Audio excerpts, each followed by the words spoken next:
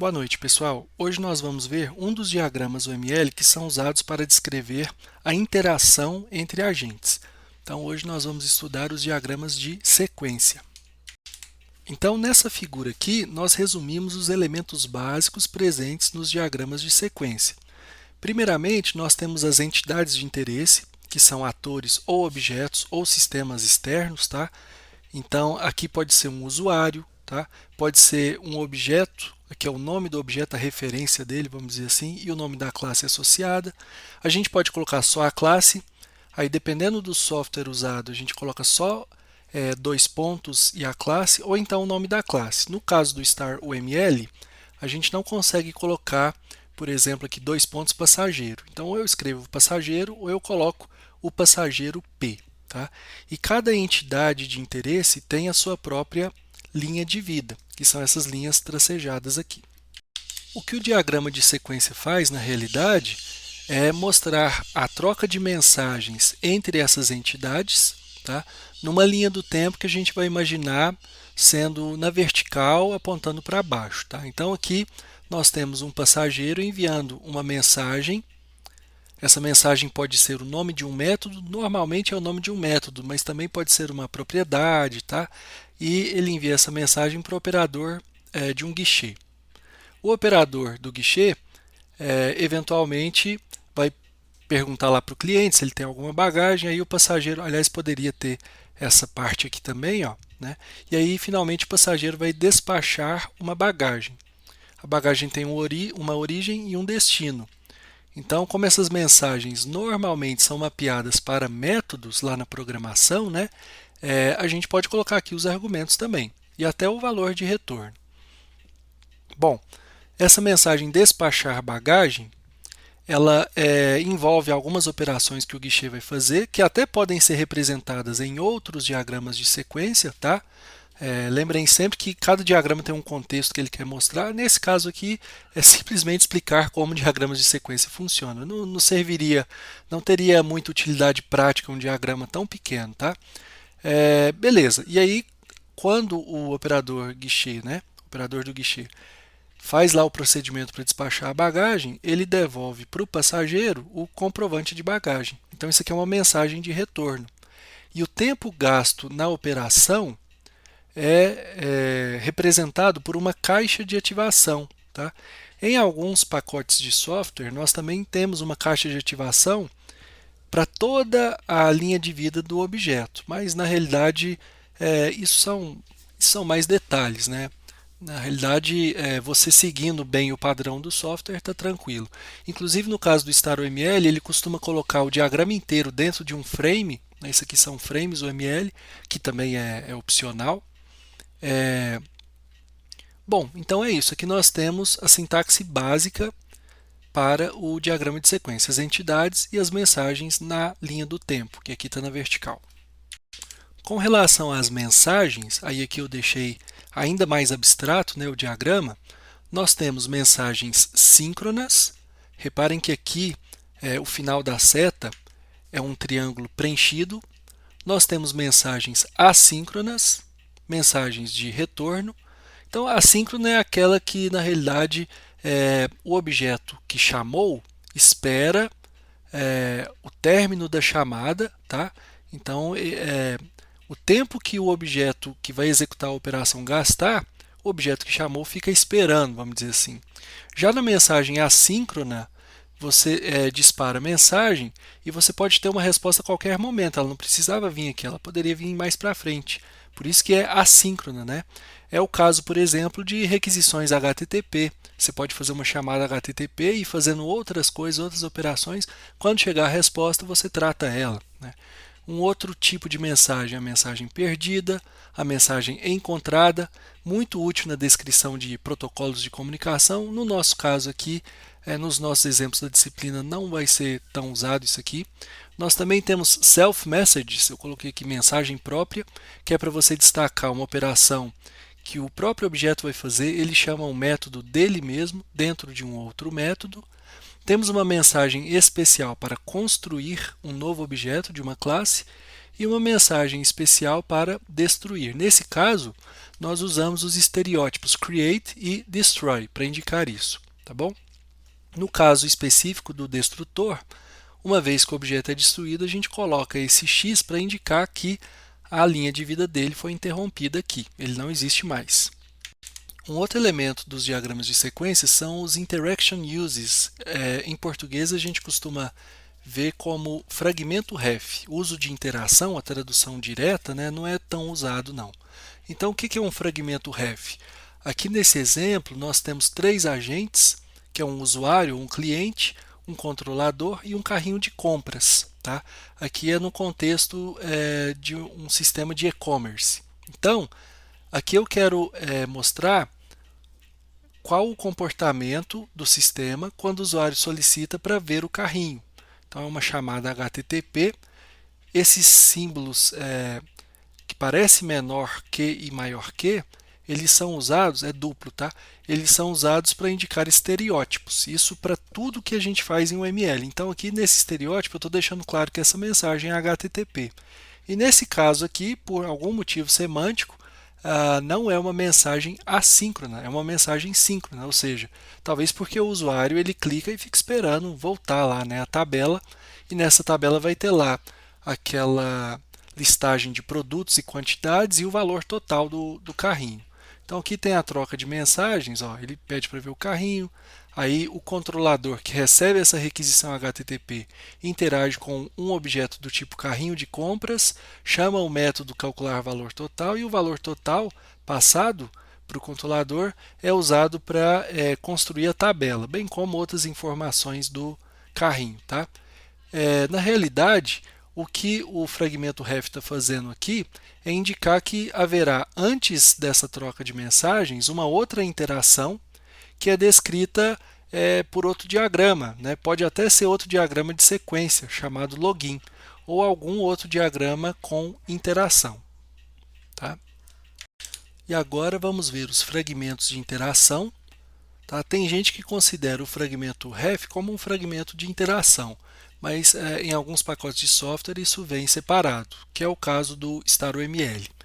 Então, por exemplo, aqui nesse diagrama de sequência a gente detalha mais essa interação entre o controlador e o carrinho de compras para obter o valor total do carrinho. Né?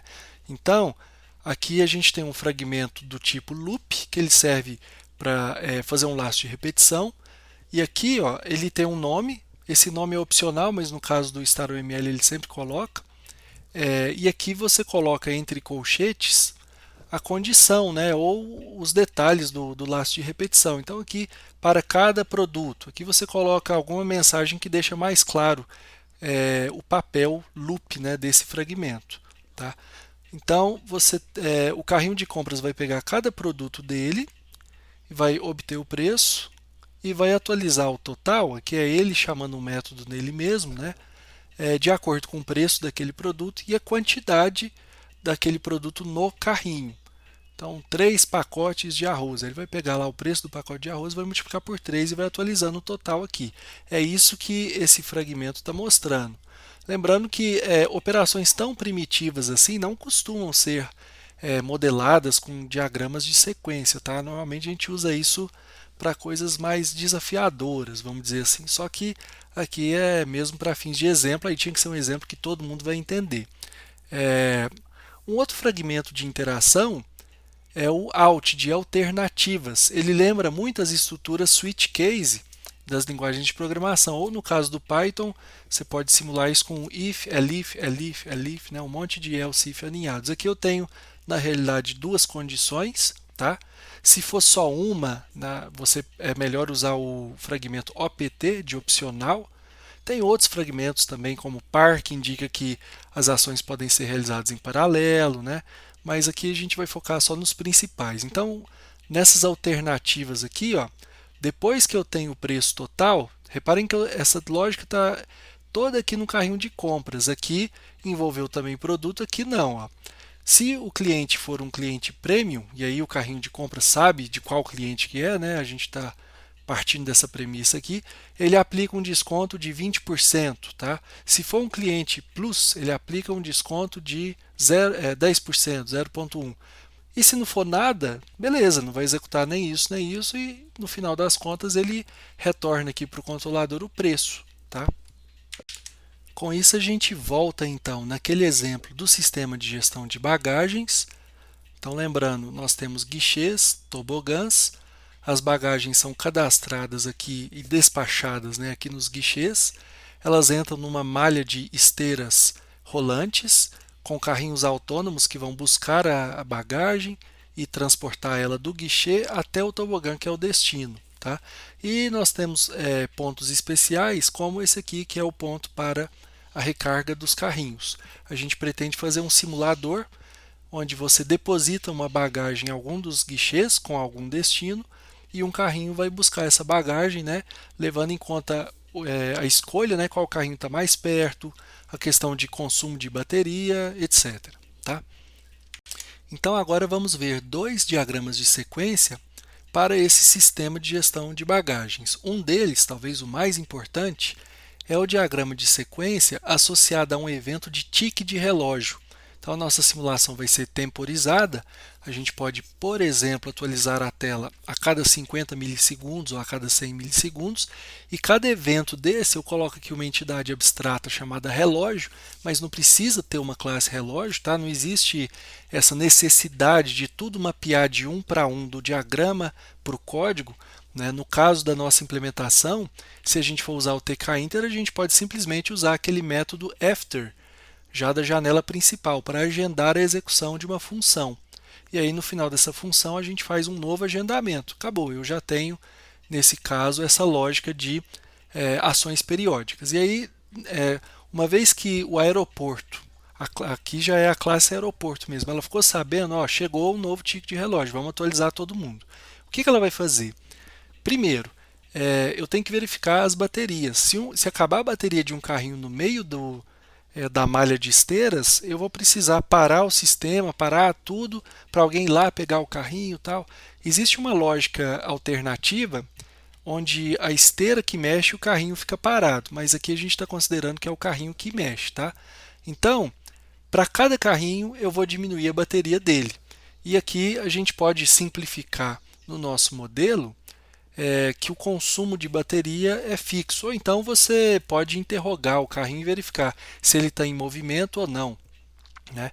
Você pode também verificar se ele está no centro de recarga de bateria. Se ele estiver no centro de recarga de bateria, você não vai diminuir a bateria, pelo contrário, ela vai aumentar, tá? Se ele estiver parado lá no centro de recarga. Então aqui no diagrama de sequência não fica especificado como que vai ser o critério para essa diminuição. Eu sei que a lógica vai ser essa: eu diminuo a bateria de cada carrinho, aí eu pego a bagagem de cada carrinho, pego a bateria de cada carrinho, tá certo? E em seguida eu defino aqui um destino para os carrinhos que estão com pouca bateria e não estão carregando bagagem, tá vendo? Então tem aqui um fragmento OPT de opcional. Então, se esse carrinho do loop aqui, ó, para cada carrinho, ele estiver vazio e com pouca bateria, eu mudo o destino dele para o ponto de recarga. Tá, depois disso, depois que eu cuidei de todo mundo que está com pouca bateria, agora a gente vai ver as bagagens em espera. Aí eu pego todas as bagagens de sistema, pego o carrinho associado a essa bagagem. Aqui está na forma de um método, obter carrinho, mas poderia muito bem ser uma property, carrinho. Tá? No diagrama isso é indiferente. Tá? E aí vamos lá. Eu obtenho o carrinho associado àquela bagagem. E se eu descobrir que não tem carrinho na verdade, como a gente não está considerando uma bagagem que caiu no meio do caminho, se não tem carrinho é porque ela está lá no guichê. Então ela está em espera. E você também poderia, na realidade, usar essa informação, né, de onde ela está, para verificar se ela está em espera ou não. Aí aqui vai ter um diagrama de sequência que eu não vou especificar aqui, então isso aqui é um fragmento ref, que é para o sistema escolher o carrinho apropriado para aquela bagagem. Envolve pelo menos o aeroporto, o carrinho e a bagagem. Pode envolver outros agentes também. Um detalhe, pessoal, é que essa parte aqui vocês não vão precisar fazer. Tá? Na realidade, a gente tem um grafo que é toda aquela malha de esteiras forma um grafo, e aí a gente tem alguns algoritmos de busca no grafo para descobrir o melhor caminho, para descobrir o melhor carrinho. Então essa parte aqui é uma que vocês vão chamar um método, escolher carrinho do aeroporto, tá? Passando o, a bagagem, né, na realidade, e aí o aeroporto se vira para escolher o carrinho apropriado, tá? Feito isso, depois que eu tratei de todas as bagagens que estão em espera, eu vou passar para a fase de avançar os carrinhos. Na realidade, esse fragmento deveria terminar aqui, tá? Eu vou corrigir nos slides, essa caixa aqui era só para bagagens em espera. Depois dessa parte de bagagens em espera, vai ter um outro diagrama de sequência para avançar os carrinhos, tá? E esse diagrama de avançar os carrinhos, ele mais ou menos tem a ver com isso aqui, ó. Aqui é a parte do desenho, mas na realidade o avançar carrinhos ele vai pegar o destino de cada carrinho, vai calcular a melhor rota e vai atualizar a posição do carrinho na esteira. E aí o outro diagrama de sequência é justamente para o desenho do carrinho. Aqui eu estou introduzindo uma classe chamada View Carrinho, visão de carrinho, porque normalmente a gente separa a parte de interface gráfica com modelo. Então a View Carrinho ela interage lá com o Canvas no TK Inter, a interface gráfica fica concentrada aqui. Agora a lógica principal do aeroporto, por exemplo, a classe carrinho, né, ela não está amarrada a nenhuma interface gráfica. Então se amanhã eu quiser que o meu sistema rode na internet, por exemplo, eu poderia aproveitar ainda a implementação de várias classes, né? Reimplementar apenas as classes referentes à interface gráfica. Essa que é a ideia. A questão é que, no geral, costuma valer a pena você separar modelos de visões. Mas nesse trabalho de laboratório que a gente vai fazer, se isso for ficar muito complicado, se isso for deixar o trabalho muito grande, como é um caso simples, né, o canvas nosso são círculos, retas e esse símbolo de C, talvez a gente não precise disso. A gente desenha a estrutura do aeroporto uma vez só e aí os carrinhos e a bagagem a gente deleta e desenha de novo toda hora, tá? O que pode acontecer, dependendo da forma que for feito, é um efeito flicker, né, de ficar piscando, mas aí é o mal necessário para a gente ter a solução simples o suficiente para caber, né, nesse semestre letivo também. Bom, aí só representando, esse desenho seria um canvas, tá? Uma área de desenho. E aí tem um método desenhar, cada visão sabe desenhar o seu modelo associado, então a View Carrinho conhece um carrinho. E ele pergunta para o carrinho qual que é a esteira dele, porque o carrinho ele está atualmente em uma esteira. Depois ele pergunta para a esteira do carrinho os pontos 1 e 2 da esteira, pergunta para os pontos, aí aqui olha só que interessante, a mesma classe, dois objetos, P1 e P2. Pergunta as coordenadas x, y desses pontos, aí ele obtém o sentido atual da esteira, que isso na realidade poderia ficar no carrinho também, depende da forma que é feito, tá? Aqui você configura a esteira para andar para frente ou para trás, mas quando a gente fala de bateria, normalmente é o carrinho mesmo. E aí você pede para o carrinho a posição relativa dele na esteira, de 0 a 1. Então 0 significa estar lá no ponto 1 e 1 significa estar lá no ponto 2.